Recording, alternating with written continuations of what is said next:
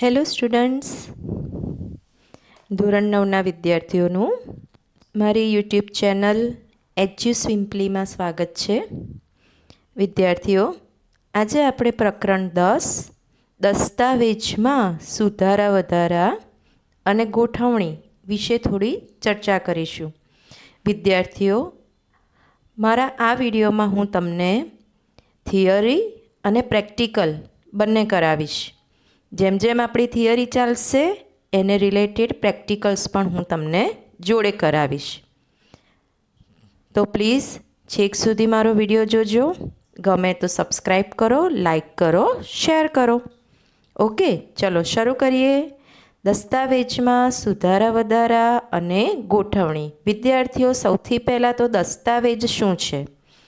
દસ્તાવેજ એટલે તમે જે પણ કોઈ લખાણ એ નોટમાં હોય કે તમારા ચોપડામાં હોય, કમ્પ્યુટર પર હોય, જે પણ લખાણની માહિતી હોય એને આપણે દસ્તાવેજ કહીશું. ઓકે, ચલો હવે આપણે જોઈએ લખાણને પસંદ કરવું.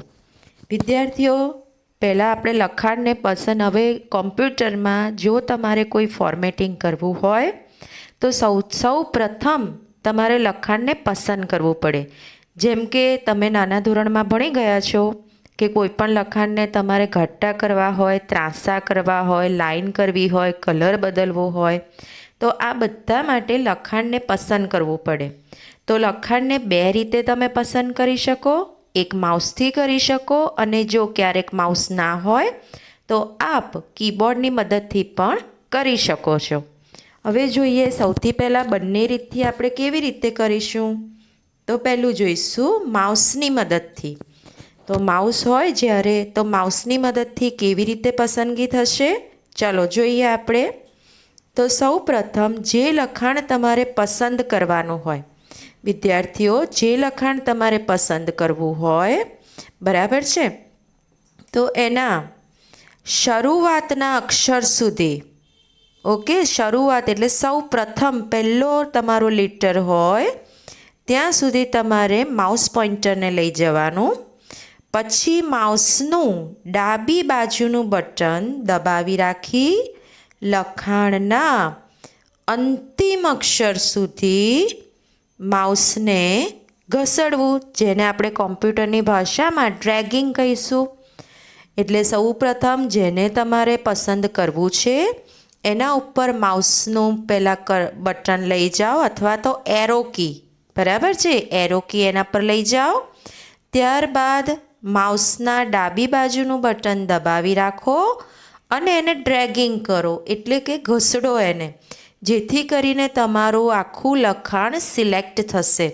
સિલેક્શન થશે એટલે પાછળનો જે અક્ષરો તમે સિલેક્ટ કર્યા હશે એની પાછળનો બેકગ્રાઉન્ડ કલર બદલાતો રહેશે, જેથી કરીને તમને ખબર પડે કે આ લખાણ સિલેક્ટ થયું છે.